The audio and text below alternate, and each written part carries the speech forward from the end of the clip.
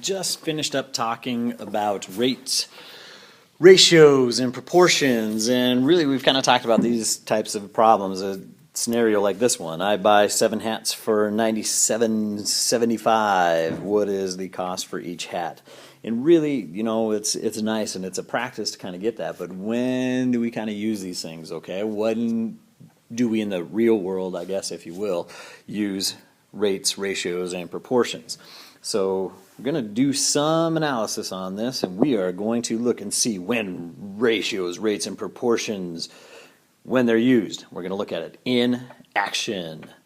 So some of you are completely aware that recently there's been a little bit of rain, and if you've traveled between Mr. Love's room and my room, or the 7th grade pod, you will probably have noticed that there's been a couple of drips going on.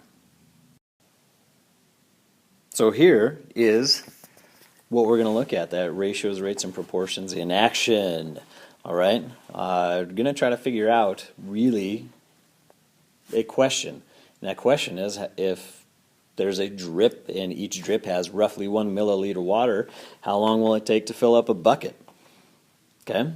So what we're going to look at, and you're going to watch here, is that you're going to watch a video of some drips. I know, pretty exciting. So where we are is that I'm going to point out that there's going to be a drip right in this area, coming from right about there. There's going to be a second drip that is coming in from over here, it's in that general area, and there is a third drip that is happening in here. Okay, so you're going to pay attention to this video, and we're going to talk about rates, ratios, and proportions when the video is finished. It will give you sort of a clue on this that hopefully you are counting as this is going on. So pay attention. You might want to keep a tally going.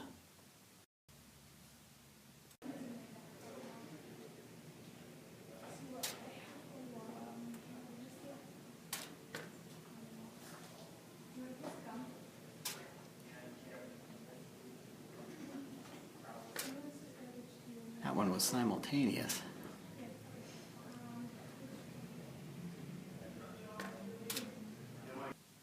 So have you been counting the drips? If you haven't, you may want to rewind this a little bit and count. There's 3 different that you need to be counting. And really, we might want to keep separate tallies on those for what we're going to do with the numbers. Interesting.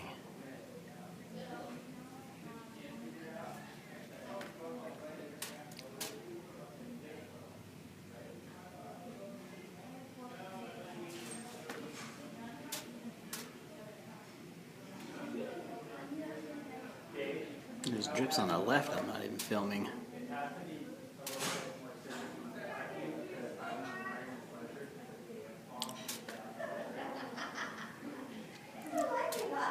No, it's serious when I talk to you, dang it.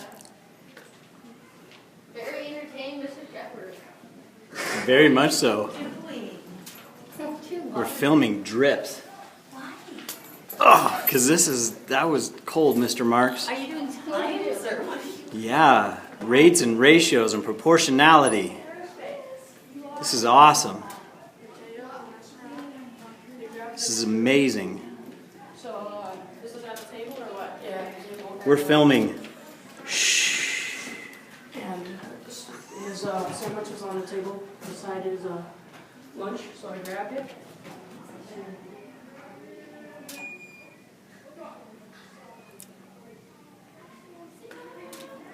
How many drips are there? There's one over there. There's one to the left that they don't even have on camera. There's the second, the third.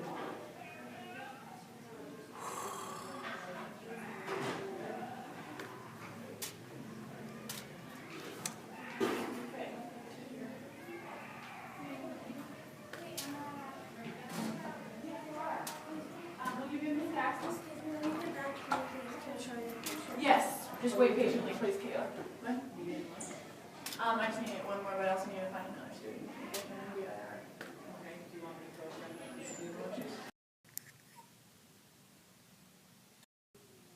Okay, so hopefully you've been counting and you were watching what was going on with that.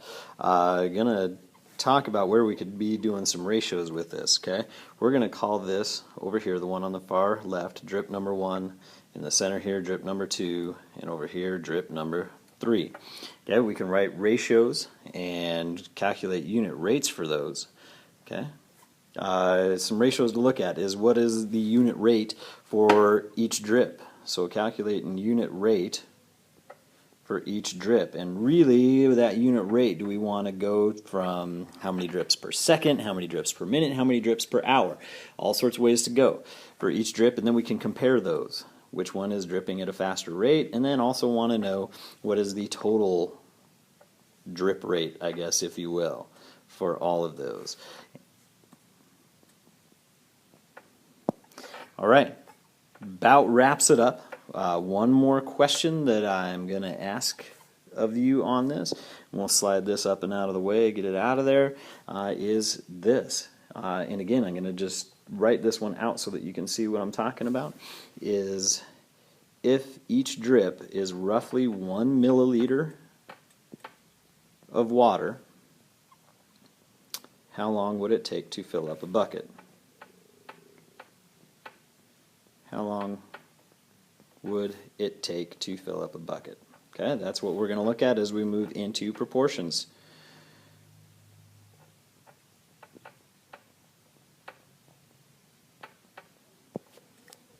Hope you enjoyed it.